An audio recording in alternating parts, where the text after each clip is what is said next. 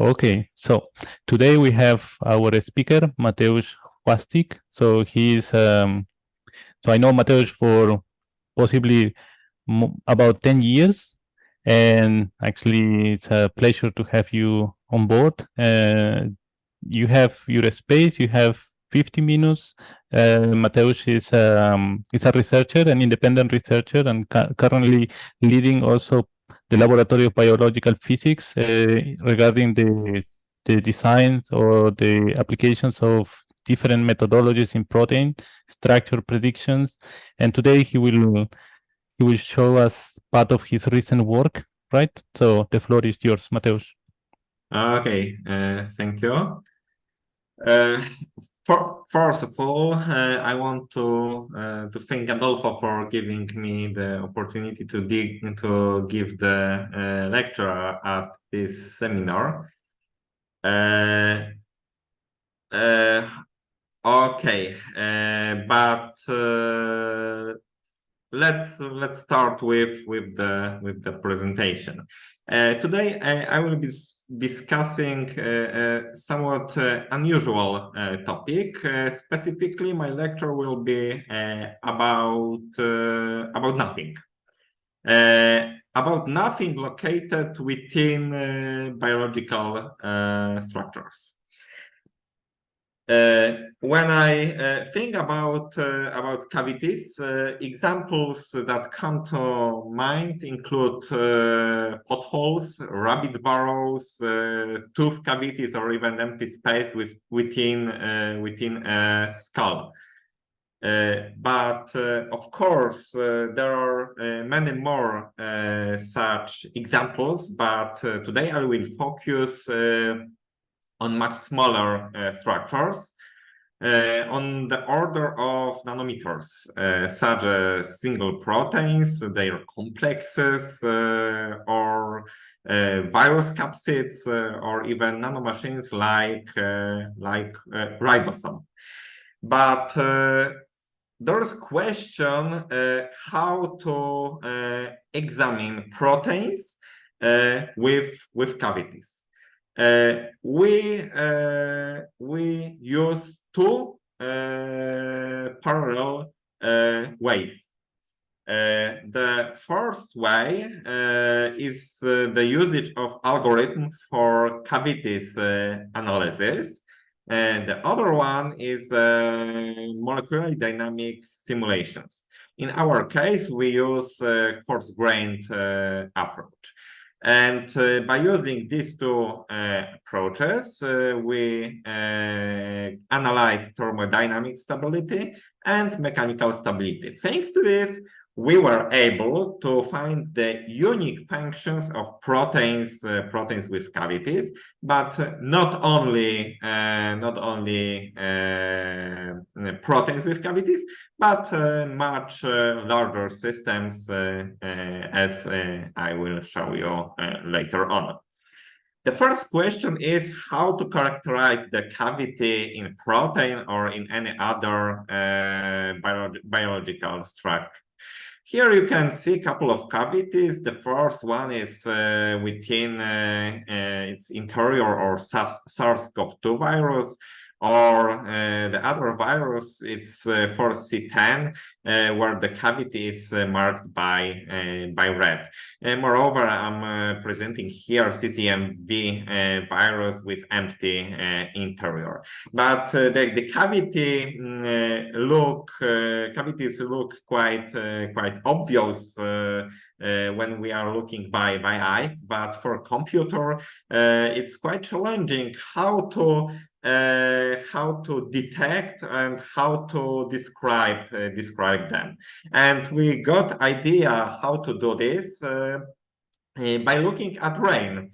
By looking at water molecules which can't enter specific regions, which we just call as cavities. But rain is something biological, and it is quite difficult to implement rain in a computer. Okay, so there was another idea which we got by looking at firefighters water ball competition. So the firefighters deliver water molecules from different directions. I mean, and we are looking which water molecules enter the protein interior. So let's go to our model. And we have a cuboid box. We've determined lattice, and within this cuboid box, we place protein. We deliver water molecules from 6 different mutually perpendicular directions, like presented here, and grid points which are during the simulation, during the calculation, are not visited by water molecules. We call that these points are interior of protein, are define the cavity within the protein. So here you can see a snapshot from such calculation. So this is the outside of the protein. The red, the green contour represent protein, and inside the protein here is the cavity, because these grid points were not visited by water molecules. Okay, so we know how to describe the cavities. This is just general overview of the algorithms, and I'm not going to talk about this algorithm in details, because I want to show you our results which we got. The whole research on proteins with cavities originate from very interesting, or I should say weird proteins related to pathogenesis. They are produced in plants in the event of a pathogen attack. And what is interesting, many of them are the role of many of them is quite obvious, but there are 17 classes of pathogenesis related proteins, and one of these classes, one class of among the others, is so-called class 10. So we call these proteins as pathogenesis PR10 proteins. And among the most curious plants, these are the most curious among the other proteins, because as I mentioned, they have cavity within its structure. And this was very interesting for us, because no specific role of these proteins was determined and discovered. So we did quite extensive analysis of these proteins. The analysis was done in very strong collaboration with experimental group of Professor Mateusz Chwastyk from Poznań, who is crystallographer, and who found the structures of these proteins, and we found where the cavities are located within these proteins. So here you can see marked by red color. You can see the cavities marked by red color within two representatives from this class. Moreover, we calculated the outer surface, which is presented here, but the outer surface is not very interesting for us right now. So when we knew where the cavities are, and when we were able to describe the differences in volumes of cavities between different structures, we switched to analysis of mechano and thermostability of these proteins, just to see how the presence of these cavities impact the mechano or thermostability. We did our molecular dynamic simulations within coarse-grained structure-based model, which is developed in our group, which was developed in our group for many years by many people. And the interactions between residues are governed by Lennard-Jones potential, but this Lennard-Jones potential is applied for residues which are in contact. What does it mean that two residues are in contact? So for all heavy atoms of particular residues, we assign van der Waals spheres, and we check if two van der Waals spheres from two different atoms from two different residues overlap. If they do, we declare that there is native contact. If they don't, there is no contact. And such interactions between residues which are not in contact are purely repulsive. So within this model, we measured mechanostability by squeezing of proteins, like presented in figure on the left panel, or by stretching of proteins as presented on the right panel. Moreover, we did the analysis of thermodynamical stability by calculating holding time specific heat fraction of the native contacts established at particular temperature and probability of having all native contacts present the same at particular temperature. And from all of this analysis, we found that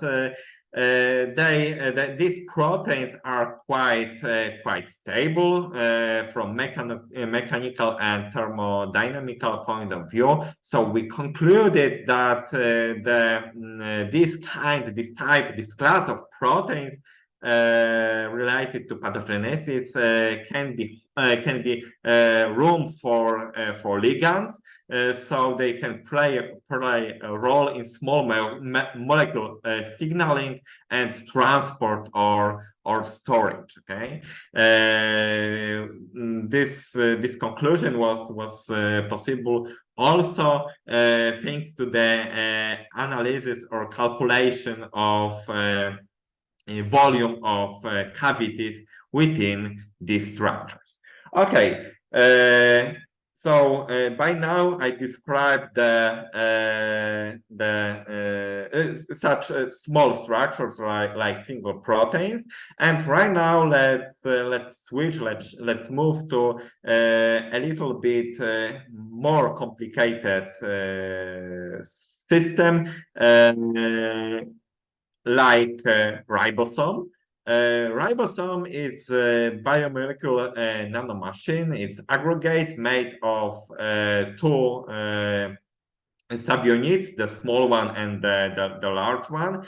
And at the bottom of large subunit, there is a peptidyl transferase center, which is the place where, thanks to the information provided by mRNA, the protein is synthesized and it's leaving the ribosomal exit tunnel. The most challenging point here is to convince the protein to leave the ribosomal exit tunnel, and there are many methods how people simulating ribosome do this, but in our case, in our simulations, we wanted to mimic nature closely possible. So as it is written here, ribosome is very complex system. It's made of from 2 to 6 RNA chains and from 50 proteins, which gives around from 100,000 to 220,000 atoms. Okay, so there is a question how to convince the protein to travel along the exit tunnel, and in our simulations we did this by diffusion, protein diffusion, interactions within with ribosomal walls, and gain in the entropy associated with the escape. As I said, the ribosome is very complex structure, so it was impossible, or maybe I should say that it would be very challenging and time-consuming to simulate the full structure of ribosome. So to increase the efficiency of our simulations, we considered only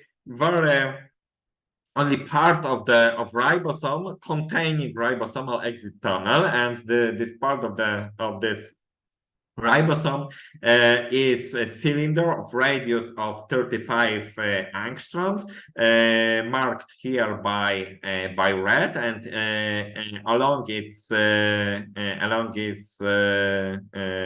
length, the ribosomal exit tunnel is located. Within this cylinder, there is the tunnel creates a kind of cavity, and I used our algorithm just to detect and calculate the volume of this cavity, just to see how the protein, how easy or how difficult for the protein is to travel from PTC point to the exit from the tunnel. And when I calculate the volume of the cavity, I got almost 30,000 angstroms cubed. But for comparison, I calculated the volume of average globular protein with knot, which is almost 20,000 angstroms cubed. So we did whole simulations within this such cylinder. I considered all of heavy atoms of proteins and RNA, and we checked what is the impact, what is the impact of the ribosomal exit tunnel shape on proteins dynamics. The first test which we did was the simulation of shallowly knotted protein MJ0366. And at the first step, we did simulation of folding of this protein, folding and knotting. And in our simulations, without the presence of ribosome, we got that the folding and knotting mechanism can happen by going through one of two ways. One is so-called one loop mechanism, when one loop is created and remained part of protein's chain has to go through the loop, and the second one is so-called two-loop mechanism, where the second when the remind protein chain has to go through two smaller loops. And these two mechanisms were found without the presence of ribosome, but when we implemented the ribosomal structure, we found that it is impossible to properly fold and not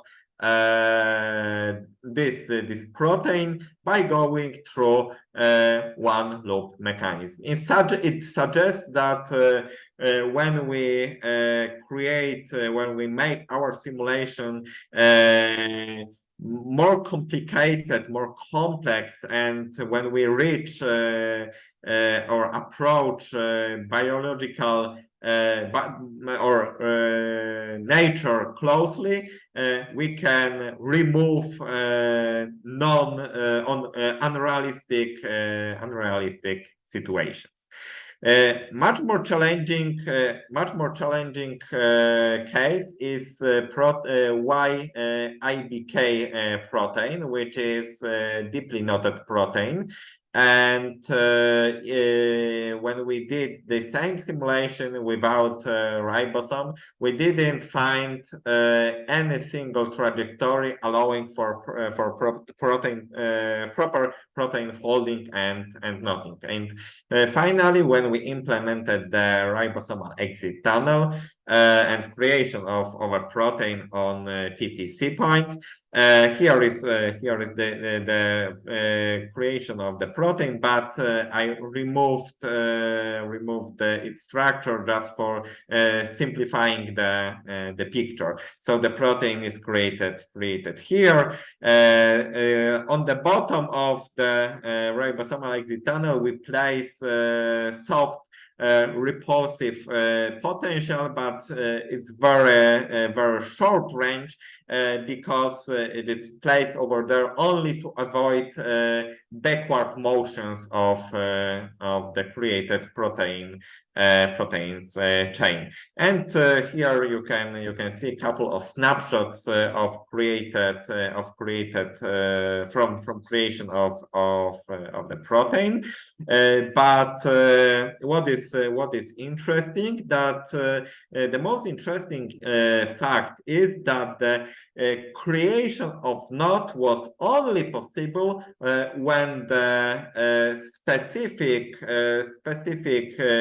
potential well was created on the surface of the loop created by a specific part of protein. When this potential well was created, the remained part of the protein was able to be dragged through this loop, and the protein was properly folded and knotted. But there is one more challenge. The most interesting question is how to detect proper structure of ribosome, because there are a number of crystallographic structures deposited in protein data bank, but the structures originate from three different domains of life, from bacteria, archaea, and eukarya. And I'm presenting two examples for each of these cases. And as you can see, the positions of ribosomal exit tunnel varies between different domains of life. And the shapes of the tunnels are different. Maybe not even shapes, but also the sizes of the tunnels are different. This suggests that the geometry of the tunnel that the geometry of the tunnel depends on the domain of life, but it impacts the dynamics of protein, as I will show on the next slide. Moreover, I have to add that in our simulations we use one simplification of the system, because in our case the ribosomal exit tunnel is frozen. Okay, so we don't do simulation of ribosome atoms, just to increase the efficiency of the simulations. And here I'm presenting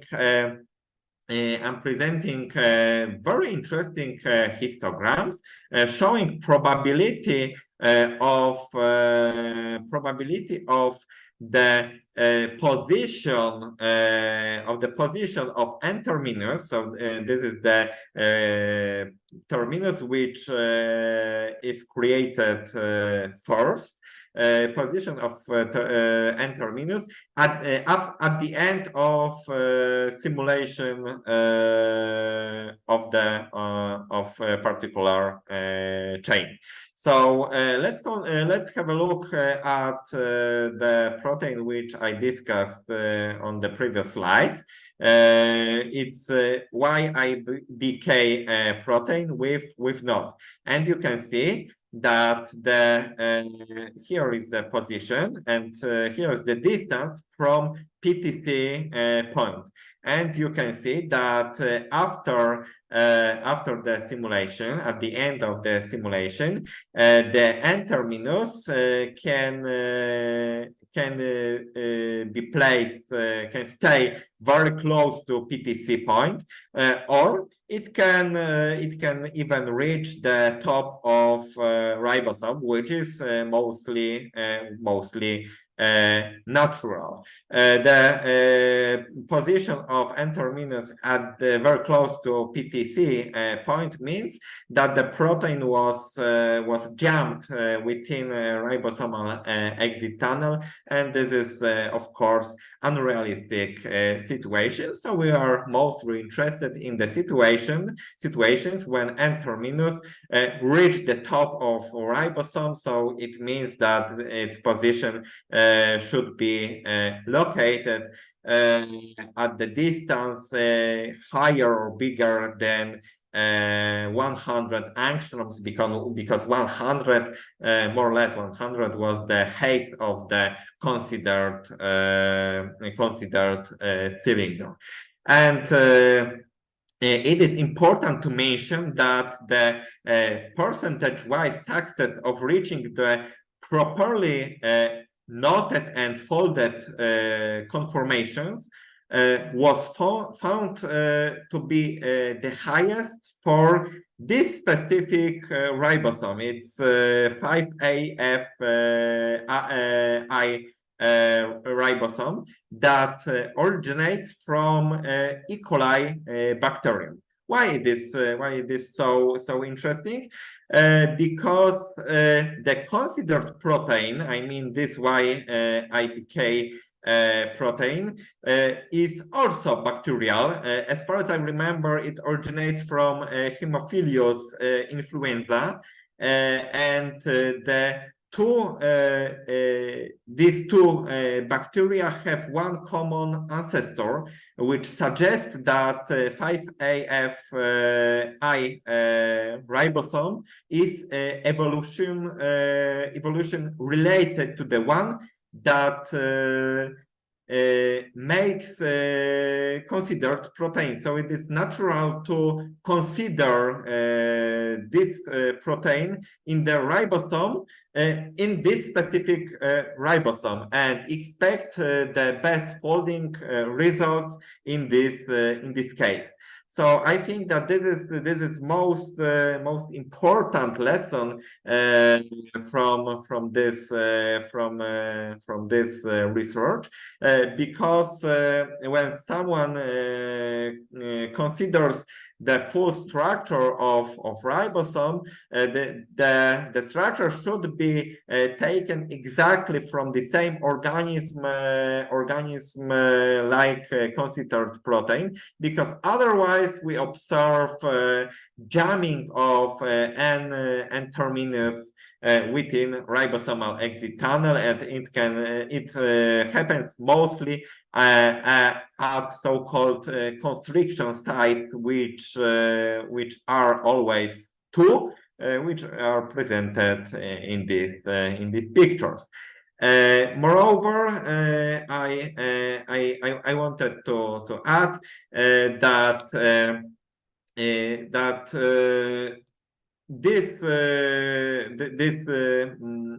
conclusion can be slightly modified, and might be not so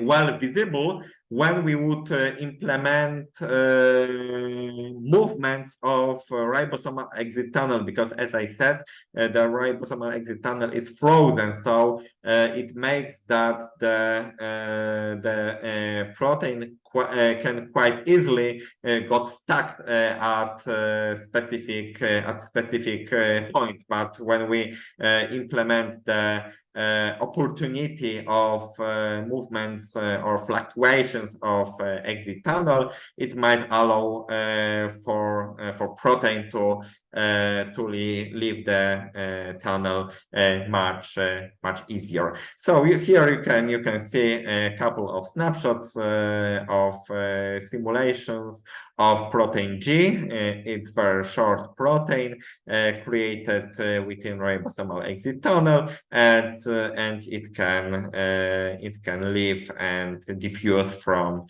ribosome after it's completely created. These graphs show the distance from PTC of N and C termini in function of time. So this graph shows that the protein escaped totally, like here, but these two graphs show that the protein can be jammed at the bottom of ribosomal exit tunnel, and relaxing the condition of rigidness of ribosomes should result in better avoidance of trapping and that better proper folding. So this is the conclusion which I mentioned previously. Okay, so here I showed how the cavity or interior of ribosome structure impacts the protein's folding, and now let's switch to analysis of cavities within any other structures. There was a question if cavities appear only in pathogenesis-related proteins, or in ribosome, or in any other complexes, or cavities are also can be found in within other structures. To be able to answer this question, we prepared a server. It's public server called Spaceball. The link to the server is shown here below, and the server allows to detect and calculate the volume of cavities and many other geometrical parameters of various proteins and biological structures, complexes, viruses, or any other structures. And by using this server, this algorithm, we did a survey of protein data bank, and we checked if there are also big cavities within other structures. So here you can see the graph showing volume of cavity in function of total volume of a protein. Here we analyzed 24,000, more than 24,000 single chain protein structures from a CAF database. And as you can see, we found that there are quite small proteins with small cavities, but there are also large proteins with small cavities, but mostly interesting are middle proteins with very large cavities of orders tens of nanometers cubed.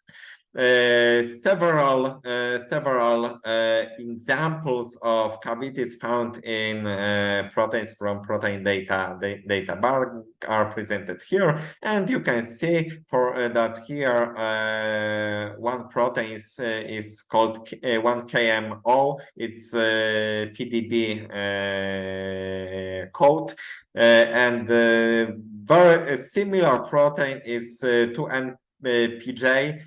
With these proteins are of similar size, but you can see that this protein has much larger cavity in comparison to this one. One can ask what are the chemical features of these cavities, and this question is very important since we would like to check if these cavities can be a room for specific ligands, and there can't be. We have to avoid some chemical mismatch between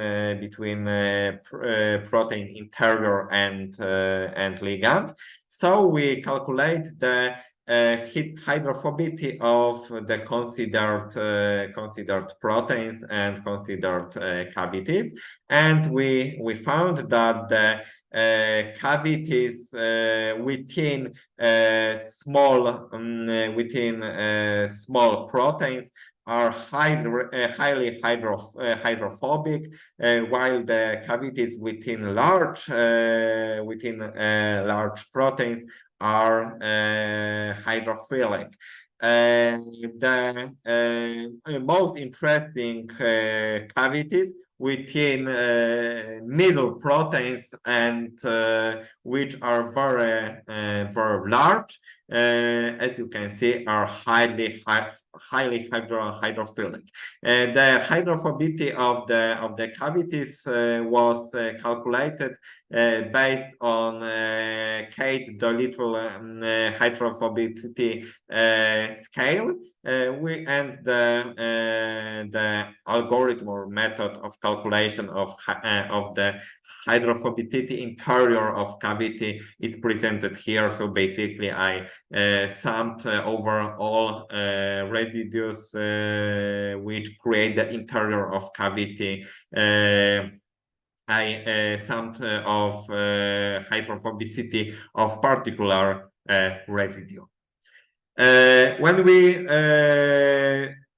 collect all proteins into one bin, we can check if most of proteins are hydrophobic or hydrophilic. This is also quite interesting question. And from this histogram, you can see that most of cavities found within structures in the protein data bank are maybe not highly, but they are hydrophilic. And when you look at this zoom on this histogram, you can see that there are much more highly hydrophilic structures in comparison to highly hydrophobic structures. What is the question which can be asked right now? What are the next steps of this research? The question is what is the role of cavities, but not within single proteins, but we know that cavities appear also within complete quaternary structures, and we would like to check what is their role and how to describe them, because it's a little bit more challenging in comparison to description of cavities within single proteins, because the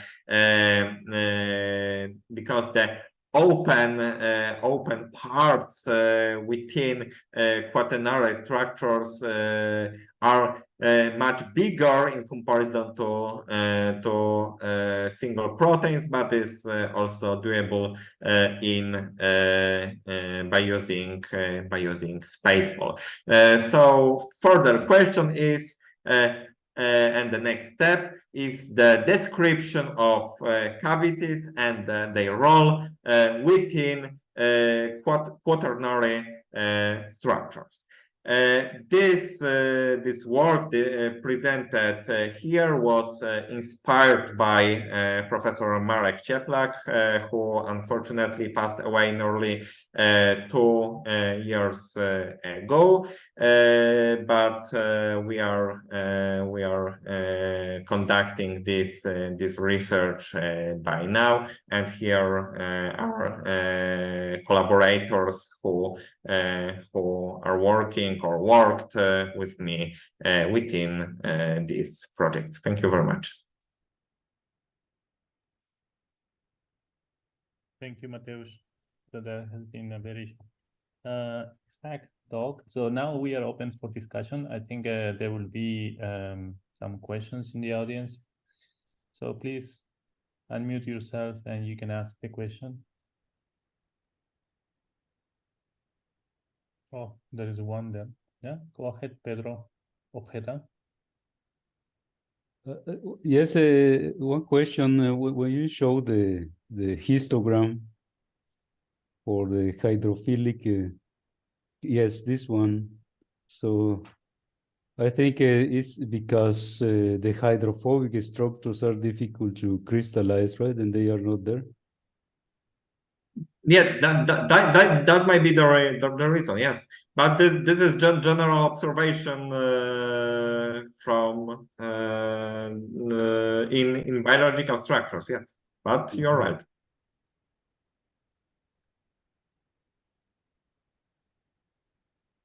Okay, Adolfo Rivera Müller. Hi. Hi. Yeah, yet another Adolfo. Yes. Yeah, another one. Poland, huh? At the beginning, you very nice presentation. Thank you. But at the beginning, you mentioned that cavities are empty, yeah, inside proteins, and later on you said that they are highly hydrophilic. So they are filled with water, right? Because if not, they are filled with nothing, and that will cause a vacuum. I mean, I'm not a structural biologist. I'm just actually trying to understand, if there is no water, what is in there? Okay, so this is a very common question when I'm talking about this. By saying that the cavities are empty, I understand that there are no ligands, no residues, no parts of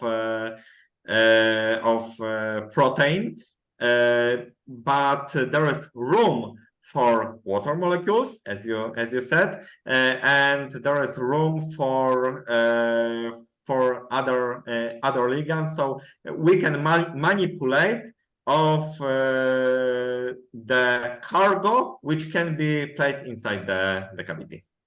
All right. In this case. Yeah. Then it's clear in my head now. Thanks for that. One more question, maybe because this is something for us who were not structural biologists, but we work with specific protein structures like the ribosome.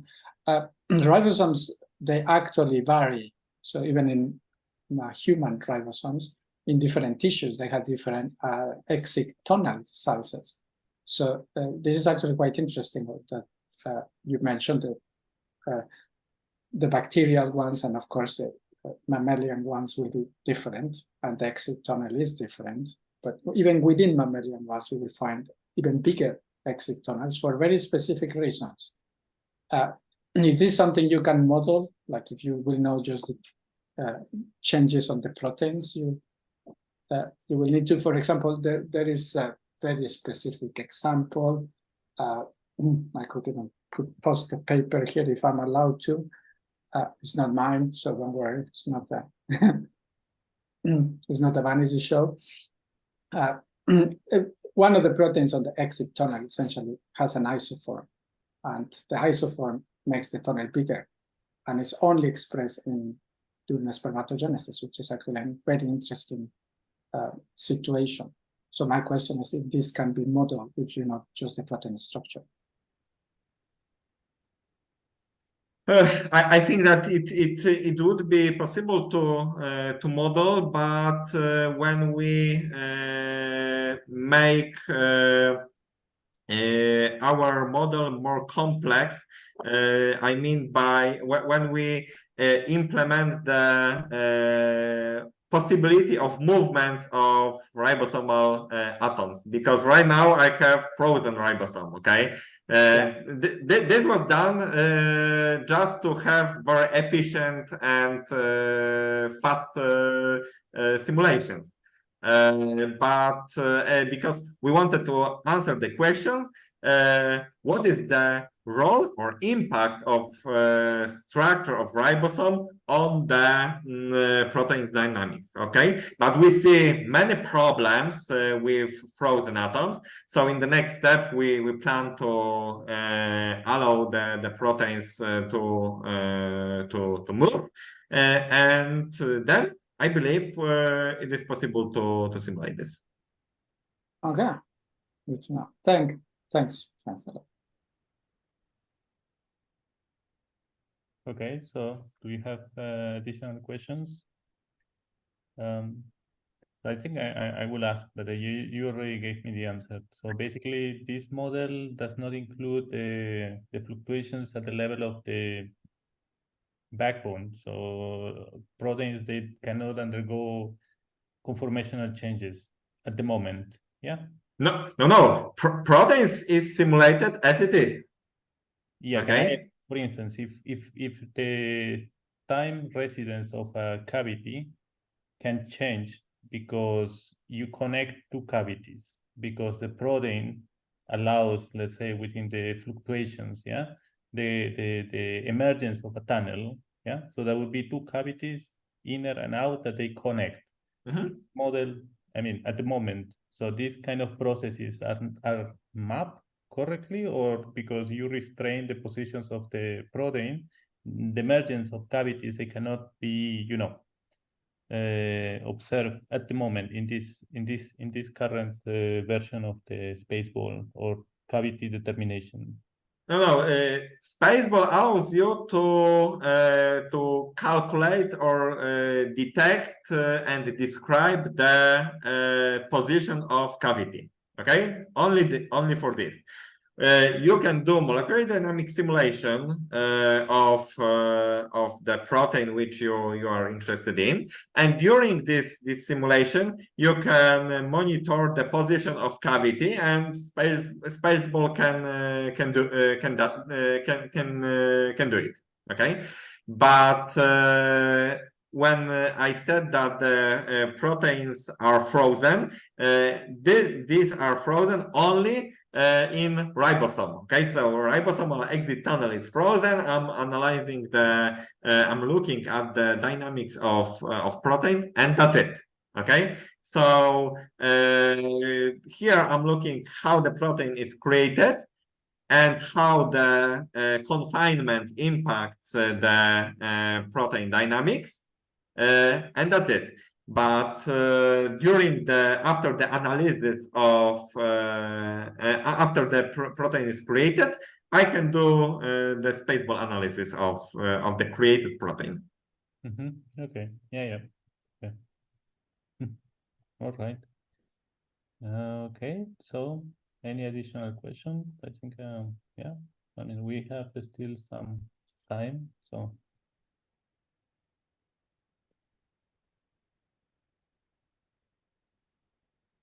All right, so no more questions. So I guess everything is clear. I mean, okay, just one more. So if you have this, okay, Spaceball as a server, so you need to provide the frames of the protein where you plan to determine.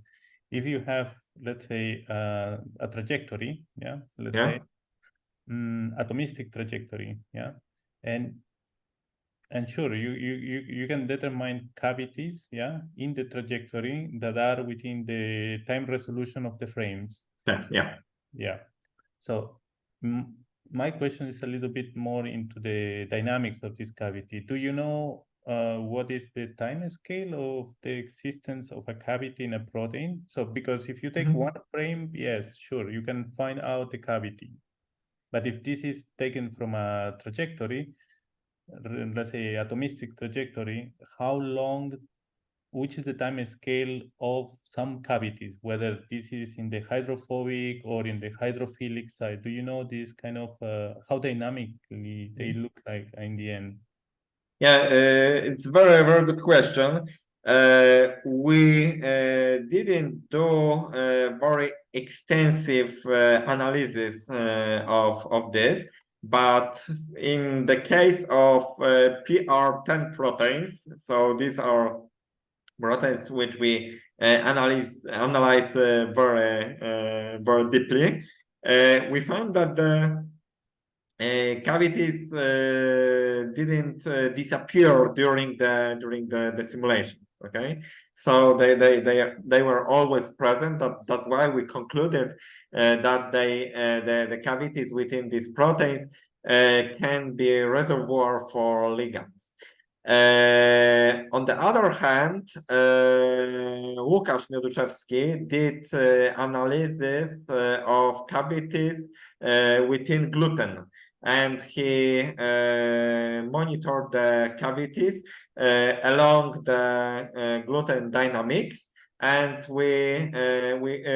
he prepared his graphs of which showed the volume of cavity in function of time. So this is published, already published. So I can provide you the link to this paper. But you are right that it would be interesting to check if cavities are present in all cavities found in particular proteins can exist during the whole protein dynamics, or this is just artifact of crystallization process. Okay, nice.